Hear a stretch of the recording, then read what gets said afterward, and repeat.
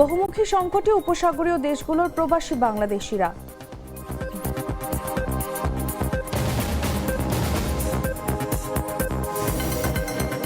উপদেষ্টা থাকাকালীন আসিফের আয় ৮৬ লাখ, স্ত্রীর অ্যাকাউন্টে ৬১৩ টাকা।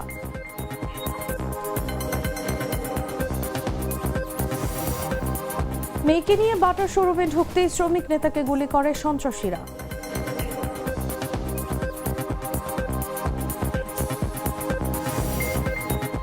ইরান যুদ্ধের মধ্যে ইকুয়েডরে সামরিক অভিযান শুরু করল যুক্তরাষ্ট্র।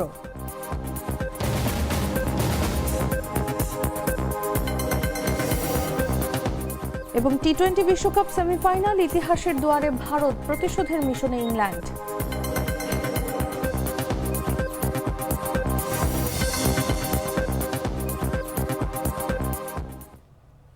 এতক্ষণ শুনছিলেন সংবাদ শিরোনাম। দর্শক, আমন্ত্রণ বেলা 11টার সংবাদে, সাথে আছি আমি তাসলিমা তিথি।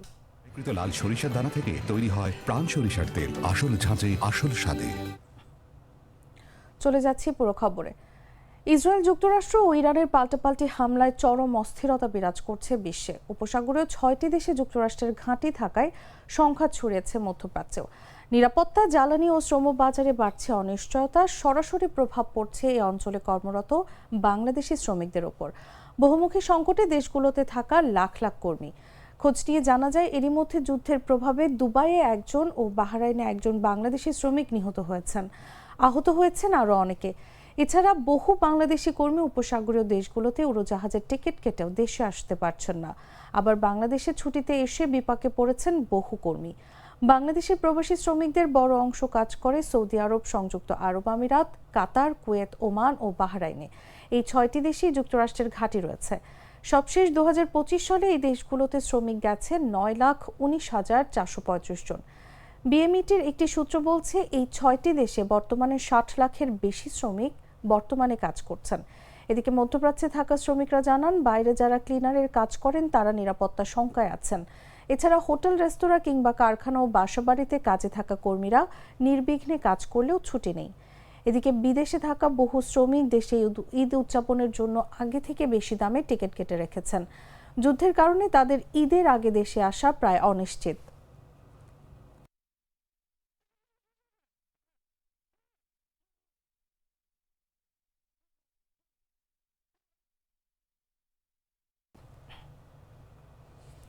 খুলনা নগরীতে মাসুম বিল্লাহ নামের এক শ্রমিক নেতাকে প্রকাশ্যে গুলি ও কুপিয়ে হত্যা করেছে দুর্বৃত্তরা। ঘটনাস্থল থেকে স্থানীয় জনতার সহায়তায় পুলিশ অশোক ঘোষ নামের এক হত্যাকারীকে অস্ত্রসহ আটক করে। বুধবার রাত আনুমানিক 9:15টার দিকে খুলনা নগরীর ডাকবাংলো মোড়ের জুতার শোরুম বাটার দোকানে ঘটনা ঘটে। পুলিশ সূত্রে জানা যায়, নিহত মাসুম বিল্লাহ রূপসা বাগেরহাট আন্তজেলা সড়ক পরিবহন শ্রমিক ইউনিয়নের সাবেক সভাপতি। তার বিরুদ্ধেও হত্যা ও অস্ত্রসহ একাধিক মামলা রয়েছে। ঘটনার সময় মাসুম বিল্লাহ তার মেয়েকে নিয়ে ডাকবাংলা মোড়ের বাটার শোরুমে আসেন। সেখানে পৌঁছানোর সঙ্গে সঙ্গে পূর্ব থেকে ওত পেতে থাকা সন্ত্রাসীরা তার উপর গুলি চালায়। 3টি গুলি বিদ্ধ হয়ে মাসুম বিল্লাহ লুটিয়ে পড়েন। স্থানীয়রা উদ্ধার করে খুলনা মেডিকেল কলেজ হাসপাতালে নিয়ে গেলে কর্তব্যরত চিকিৎসকরা তাকে মৃত ঘোষণা করেন। অপরদিকে গুলি করে পালানোর সময় অশোক ঘোষ নামের একজনকে আটক করে পুলিশ। তার কাছ থেকে একটি বিদেশি পিস্তল ও গুলি উদ্ধার করা হয়েছে।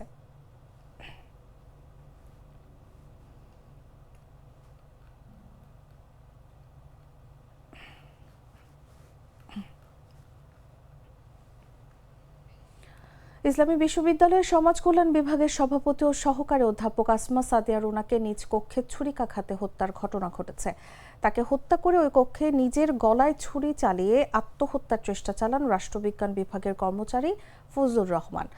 আশঙ্কাজনক অবস্থায় তাকে হাসপাতালে ভর্তি করা হয়েছে। বুধবার বিকেল 4টার দিকে থিওলজি অ্যান্ড ইসলামিক স্টাডিজ অনুষদ ভবনের সমাজ কল্যাণ বিভাগে এ ঘটনা ঘটে। ওই দুইজন শিক্ষক কর্মচারী সবাই দায়ী, সবাই খুন করেছে, সবাই মিলে খুন করেছে, সবাই মিলে খুন করেছে আমার ওই ডিপার্টমেন্টে একটা মানুষ না। আমার এক বন্ধু হুট করে বলছে যে ম্যামের রুম থেকে কিছু আওয়াজ আসছে, বাঁচাও এরকম আওয়াজ আসছে। তো হুট করে দেখছি এদিকে যেতে দেখছি যে 2টা আনসার এবং 2টা মানুষ ম্যামের রুমের সামনে বলছে যে রুম থেকে এরকম আওয়াজ আসতেছে।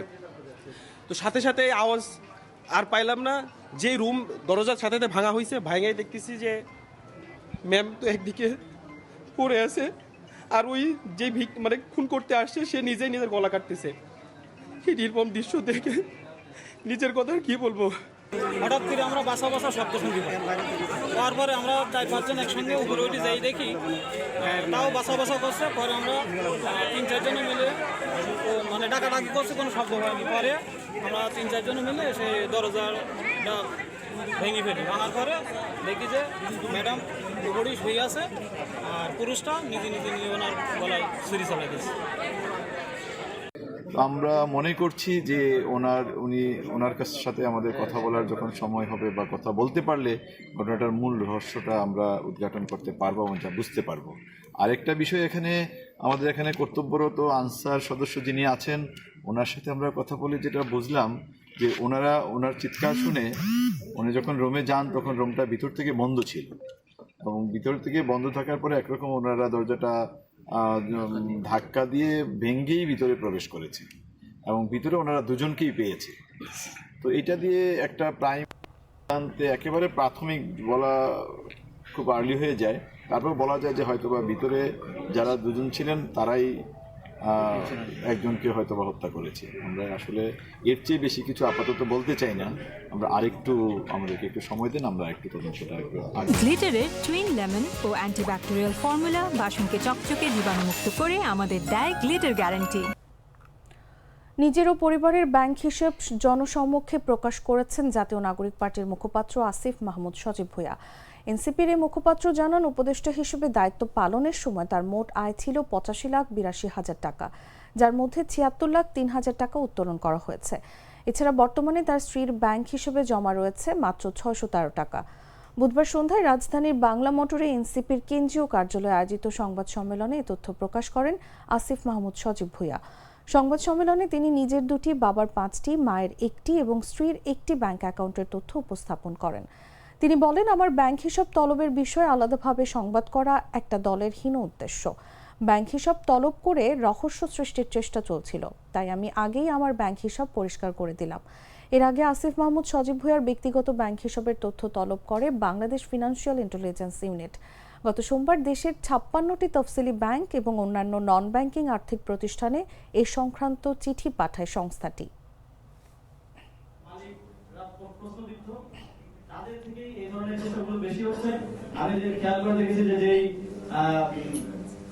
দায়িত্বশীল যে কোনো মাধ্যমগুলো আছে তারা কিন্তু এগুলো কাভার করছে না, এবং কিছু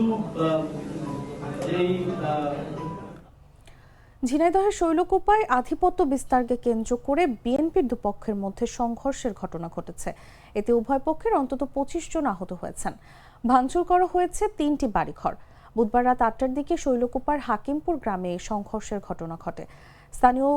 পুলিশ ও স্থানীয়রা ওই গ্রামের ইউনিয়ন বিএনপির সভাপতি বকুল বিশ্বাসের সমর্থকদের সঙ্গে দীর্ঘদিন ধরে স্বেচ্ছাসেবক দলের সভাপতি তরুণ বিশ্বাসের সমর্থকদের বিরোধ চলে আসছিল। বুধবার সন্ধ্যায় দুপক্ষের সমর্থকদের মধ্যে বাকবিতণ্ডা হয়। এর জেরে রাত 8টার দিকে উভয় পক্ষের লোকজন সংঘর্ষে জড়িয়ে পড়ে।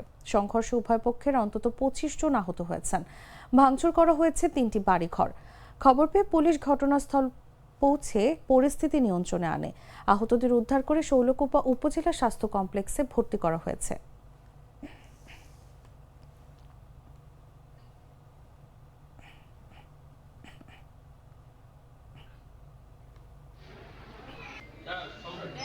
রোজকার সাধারণ খাবার এখন হবে অসাধারণ। প্রাণ স্বাদের মশলা, স্বাদ বাড়ায়, ঘ্রাণ ছড়ায়। জানাবো আন্তর্জাতিক সংবাদ।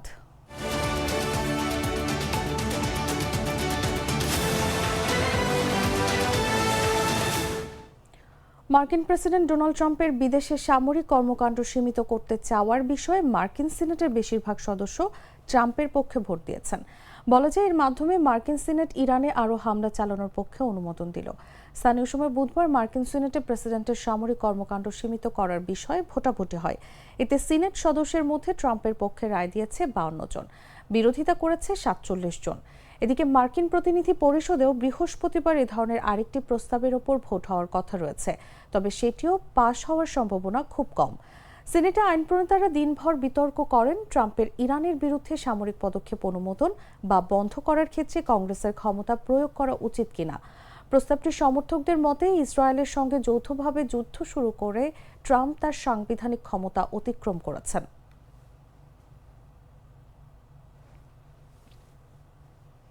কাতারের রাজধানী দোহায় মার্কিন দূতাবাসের আশপাশের এলাকায় বসবাসকারী লোকজনকে সাময়িকভাবে সরিয়ে নেওয়ার ঘোষণা দিয়েছে দেশটির সরকার। কাতারের স্বরাষ্ট্র মন্ত্রণালয় সামাজিক যোগাযোগ মাধ্যম এক্সে দেয়া এক বিবৃতিতে জানায়, জননিরাপত্তা বজায় রাখার অংশ হিসেবে দূতাবাসের কাছাকাছি এলাকায় বসবাসকারী বাসিন্দাদের সরিয়ে নেওয়া হচ্ছে। বিবৃতিতে বলা হয়, এটি একটি অস্থায়ী সতর্কতামূলক পদক্ষেপ। সরিয়ে নেওয়া বাসিন্দাদের জন্য উপযুক্ত আবাসনের ব্যবস্থাও করা হয়েছে। এর আগে বুধবার যুক্তরাষ্ট্রের নাগরিকদের তাৎক্ষণিকভাবে কাতার ছাড়ার আহ্বান জানায় দেশটিতে অবস্থিত মার্কিন দূতাবাস। এক জরুরি বার্তায় তারা জানায়, সম্ভাব্য সশস্ত্র সংঘাতের হুমকির কারণে ৩রা মার্চ থেকে অজরুরি মার্কিন সরকারি কর্মী এবং তাদের পরিবারের সদস্যদের কাতার ত্যাগের নির্দেশ দেওয়া হয়েছে। বার্তায় আরও জানানো হয়েছে, কাতারের আকাশসীমা ও সামুদ্রিক রুট বর্তমানে বন্ধ রয়েছে, তবে সৌদি আরবের সঙ্গে সংযুক্ত সালওয়া স্থল সীমান্ত খোলা রয়েছে।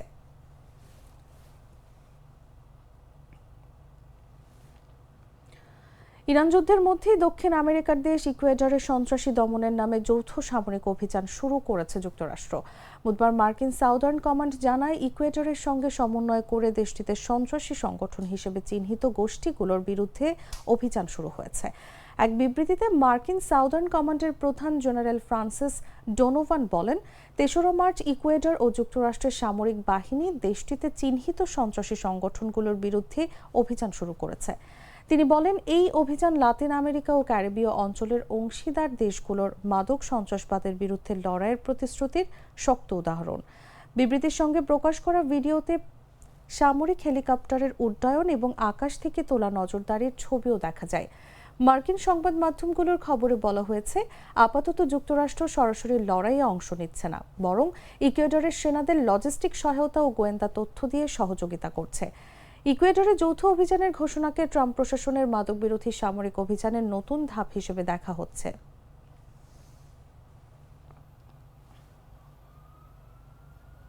সংবাদ শেষ করব খেলার খবর জানিয়ে।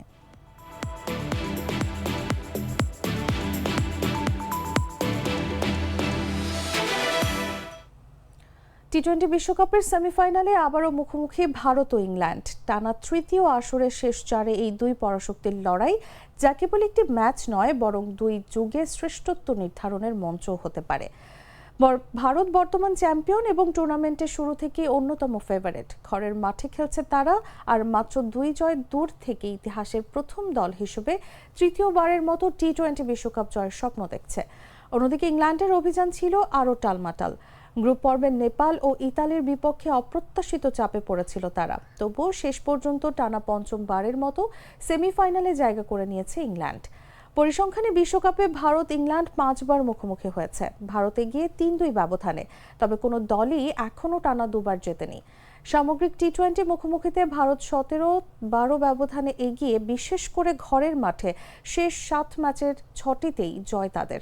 2022 সালে অ্যাডিলেডে ইংল্যান্ড 10 উইকেটে জিতে ভারতকে বিদায় করেছিল। 2024-এ গায়ানায় পাল্টা জবাব দেয় ভারত, বড় ব্যবধানে জয় পেয়ে। এবার মুম্বাইয়ে যে দল জিতবে তারা কেবল ফাইনালেই উঠবে না, সম্ভবত এক নতুন যুগের সূচনাও করবে।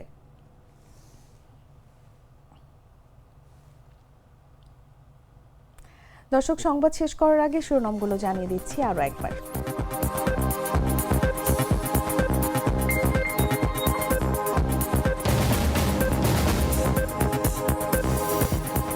বহুমুখী সংকটে উপসাগরীয় দেশগুলোর প্রবাসী বাংলাদেশিরা।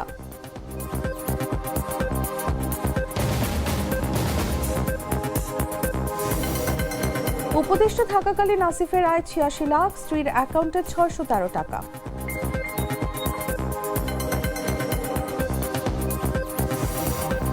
মেয়েকে নিয়ে বাটা শোরুমে ঢুকতেই শ্রমিক নেতাকে গুলি করে সন্ত্রাসীরা।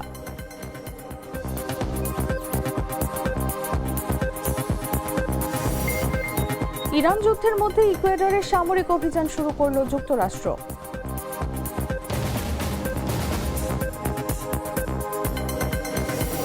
এবং টি-20 বিশ্বকাপ সেমিফাইনাল, ইতিহাসের দুয়ারে ভারত, প্রতিশোধের মিশনে ইংল্যান্ড।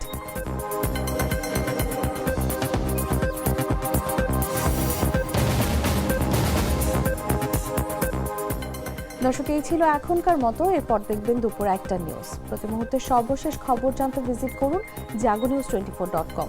ফলো করুন আমাদের ভেরিফাইড ফেসবুক পেজ এবং সাবস্ক্রাইব করুন জাগো নিউজের ইউটিউব চ্যানেল। ধন্যবাদ সবাইকে।